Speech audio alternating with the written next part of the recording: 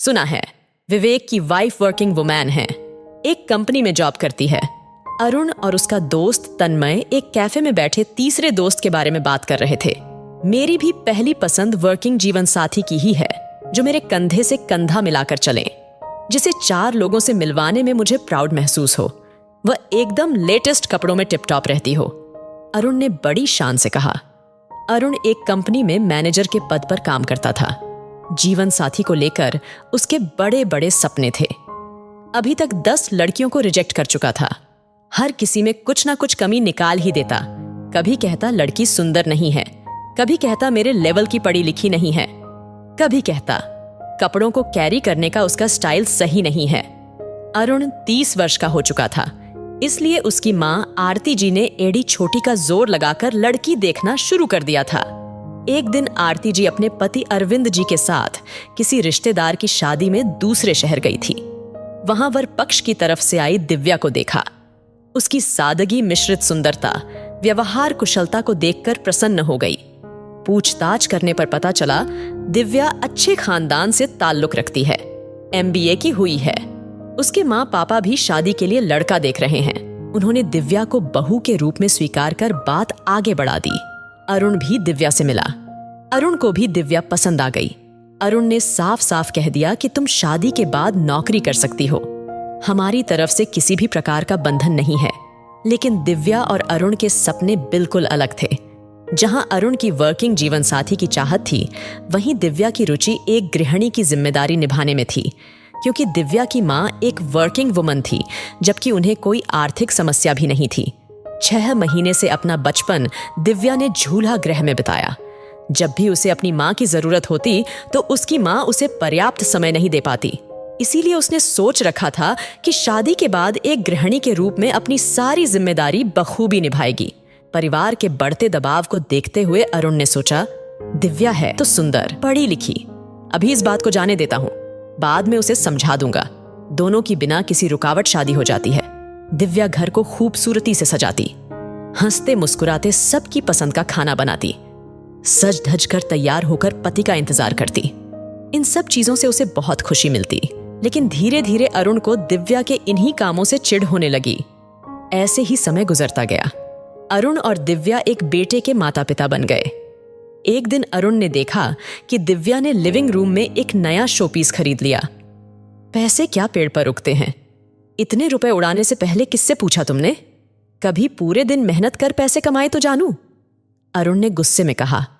उसके दोस्त उसका मजाक न बनाएं, इसलिए अरुण दिव्या को अपने साथ किसी पार्टी समारोह में नहीं लेकर जाता था। दिव्या के हर काम में कमी निकालना अरुण का पसंदीदा काम बन चुका था। रविवार के दिन दिव्या सबके लिए उनका मनपसंद नाश्ता गर्मा गर्म डोसा बना रही थी। तभी डोरबेल बजती है। अरुण ने दरवाजा खोला तो सामने उसके दोस्त तन्मय और उसके कामकाजी पत्नी आरोही को देखा। आओ आओ, अंदर आओ। अरुण ने दोनों पति पत्नी को सम्मान से बिठाया। अरे, पास ही हफ्ते भर की सब्जी लेने आए थे तो सोचा तुमसे भी मिलते चलें, तन्मय बोला। तभी साड़ी का पल्लू साइड में डाले। दिव्या गर्मागर्म नाश्ता लेकर आती है। उसे देखकर अरुण मन ही मन गुस्सा होता है। तन्मय की पत्नी नाश्ते और खूबसूरती से सजे घर की तारीफ करती है। कितनी खूबसूरती से घर का डेकोरेशन किया गया है, कितनी सफाई है, कहीं कोई धूल मिट्टी भी नहीं है। यार तेरे तो मजे हैं। सारा घर परिवार भाभी ने कितने अच्छे से संभाल रखा है, तभी तो तू निश्चिंत होकर ऑफिस के काम में ध्यान लगा पाता है।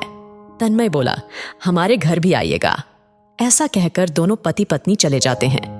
उनके मुंह से तारीफ सुन आज अरुण को अपनी पत्नी पर थोड़ा गर्व हो रहा था।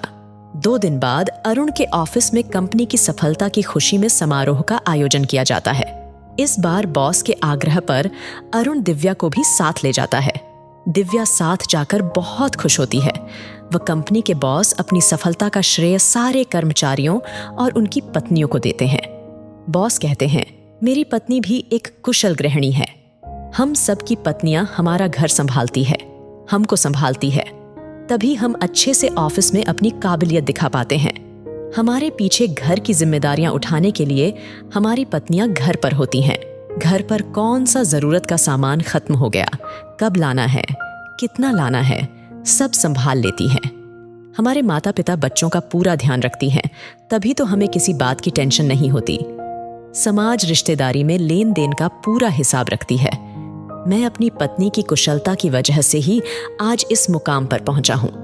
एक गृहिणी हर पल हमारे साथ खड़ी रहती है, सारी जिम्मेदारियों को अच्छे से संभाल लेती है। मुझे अपनी पत्नी, जो कि एक गृहिणी है, उस पर गर्व है और आप सबको भी अपनी पत्नी पर गर्व होना चाहिए। आज अरुण को अपनी छोटी सोच कि गृहिणी की समाज में कोई इज्जत नहीं होती पर शर्म आ रही थी। एक कुशल गृहिणी अपनी काबिलियत से अपने पति और परिवार को सफलता से आगे बढ़ाती है। अरुण को एहसास होता है कि उसके मम्मी पापा की संतुष्टि, उनकी सेहत और बच्चों की मुस्कुराहट दर्शाती है कि दिव्या के कारण उसका परिवार कितना खुश है। दिव्या के ही कारण घर में सुख शांति है। अरुण ने दिव्या का हाथ अपने हाथों में लेकर आंखों ही आंखों में कहा कि अब से मैं भी गर्व से कहूंगा कि मेरी पत्नी एक गृहिणी है। दोस्तों, गृहिणी वह है जिसका ऋण चुकाया नहीं जा सकता, पर न जाने क्यों लोगों को इस बात पर शर्म आती है कि उनकी पत्नी एक गृहिणी है।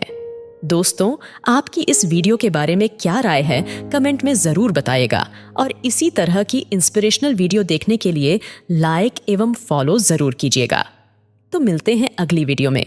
आपका बहुत बहुत धन्यवाद।